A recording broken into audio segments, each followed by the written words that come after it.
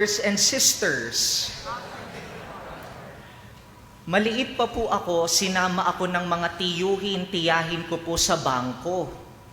Dati po, if you have any transactions in the bank, as far as my memory serves me well, if you are going to deposit money, if you're going to withdraw money, if you are going to encash your check, you have to fill up a lot of papers. You have to fit in your name, especially yung mahahaba yung pangalan doon sa maliit na papel. You have to put in your account number doon sa maliliit na kahon, pati yung magkano yung transaction mo. Kung marami kang transaction, mas maraming papel ang gulo-gulo tignan. But right now, if we go to banks, much of the work is done automatically, automated. When you go to banks right now, what will welcome you will be their mini computers, wherein with a touch of your fingertips, you can already input the deposit, the withdrawal, the encashment, your account number, and the amount of all your transactions, and you will be given a simple ticket with your number on it. You will just wait for your number to be flashed on the screen and proceed to the teller to do your transaction. What happened? Isang araw po, nagbangko rin po ako. Meron akong mga transactions. Lagay ako ng deposit, etc., etc. So lumabas po yung number dahil maaga po ako sa bangko, N22. Number 22. Nakalagay po dun sa monitor, N16. Meaning to say, how many more people will I wait before my turn goes? 6. Sabi ko, ay kakaunti lang. 6 na tao lang, mabilis lang yan. I'll just wait here, browse my social media for a while. Anong nangyari? Habang naghihintay po, and I ask pardon for our elderly here, isang pulutong po ng senior citizen ang dumating. Alam po natin kapag senior citizen, na-detect nung machine na yung account number na to, it belongs to a senior citizen, yung N magiging letter P. What does that letter P signify? Priority. Kaya kanina, yung N22, N16 na nandun, N22, 6 na tao lang hihintayin ko. Alam nyo po, ilan pa yung inintay ko? 12 katao pa po. Bago ako makaproceed, sana pala nagdala muna ako ng kape. Sana pala nagdala ako ng libro kung ganong katagal lang iintayin ko. But let's admit, and I will admit rather, may pagtatampo po ng konti akong naramdaman noon. Pag-init ng ulo, bato, sayang naman yung oras ko, ang dami ko pang gagawin.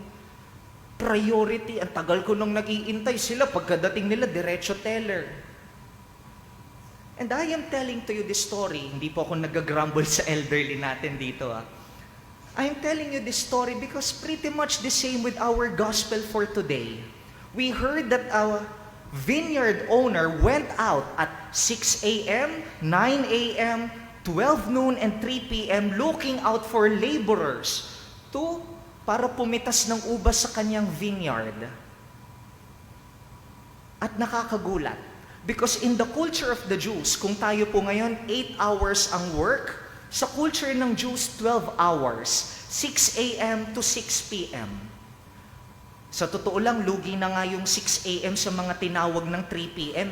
But surprisingly, this vineyard owner still called laborers at what time? 5 o'clock in the afternoon. And if we will calculate how many more hours will these people called at 5 p.m. work? Only 1 more hour.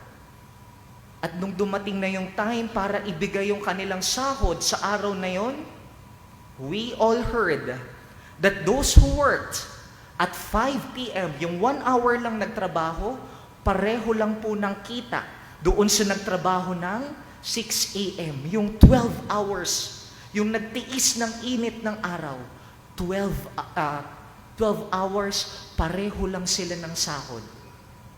And I was asking the Lord in my reflection, Lord, are you an unfair God? Are you a God with favoritism? Ikaw ba ay madayang Diyos? Ikaw ba ay may kinikilingang Diyos? Pagod na pagod yung 6 a.m., tas yung mga 5 p.m., isang oras lang nagtrabaho, pareho pa rin ang natanggap. Napaka-unfair mo naman.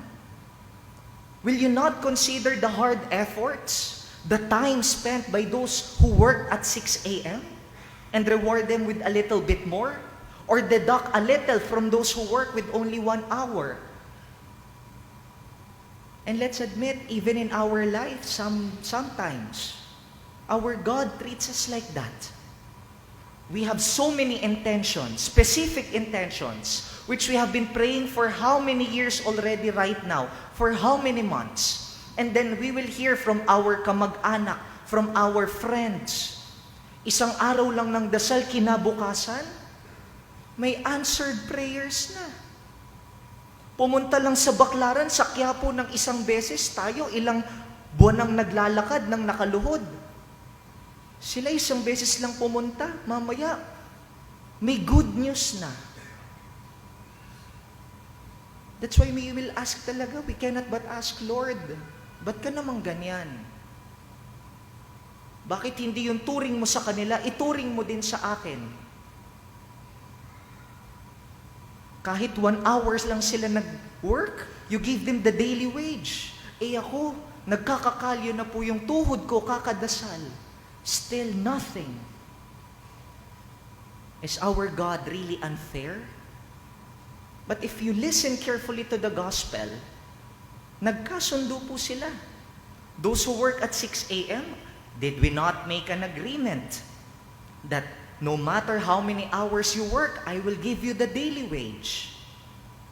Am I not being fair to you, 6 a.m. workers? Patas naman po ang Diyos. Ngayon, sino ang may mali sa ating gospel? If we will be a little bit imaginative, when the 6 a.m. received their daily wage, they did not focus themselves on what they received. Rather, they focused themselves on what the 5 p.m. workers received. Kaya, kapag sa biyaya ng iba tayo laging nakatingin, nagmumukhang maliit yung kaloob sa atin. If we are always focused on the graces, blessings received by other people, what God has given us will diminish its value. We forget. The sin is that we forget that God is pouring out upon us abundant blessings, and yet because we are blinded by our focus on other people's swerte, nagmumukha tuloy walang binibigay sa atin ng Diyos. But at the end of the day, have you considered? Nakakangiti ka pa rin. Di ka naman pinabayaan. Di naman tayo walang-wala. And yet, pag nakakita ko, ayun, swerte naman niya. Parang wala namang binigay sa'yo ang Diyos. The problem is, we are always focused on the graces received by others. Ano pa yung mas delikado po? Pag tayo naman ang nakaswerte, nakatingin pa rin tayo sa biyaya ng iba. Buti nga sa'yo, maliit na tanggap mo. Let's admit that. Ayan, yan kasi hindi ka nagdarasal, kita mo ko, binibiyayaan ako ni Lord. Minsan iniisip ko, yun yung mindset po ng mga 5 p.m. workers. Yan, pasikat kayo, 6 a.m. kami, 5 p.m. lang, 1 hour, still daily wage. Yumayabang din kasi nakatingin sa natanggap ng iba.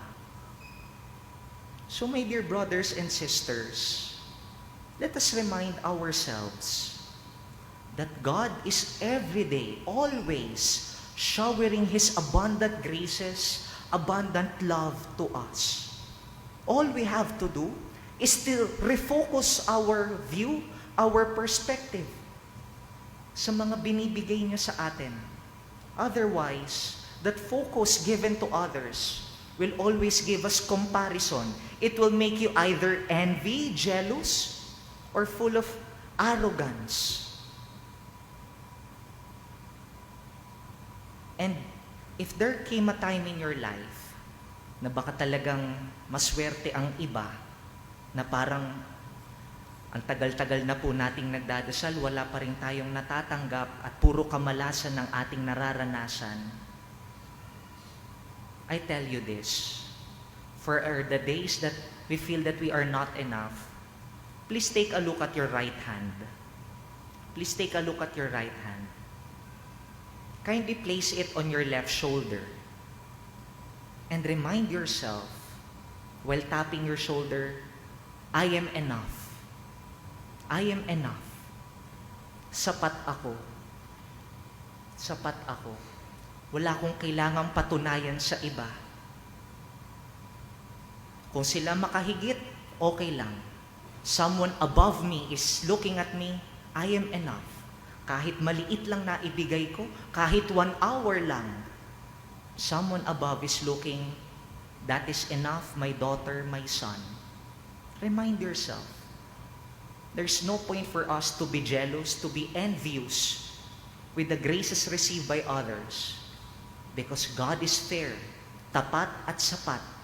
Hindi siya magkukulang. We just have to refocus our vision to the blessings received in our lives. And if really the world will say, sila nakaswerte, ikaw malas, tap your shoulder. I am enough. Sapat ako. Amen.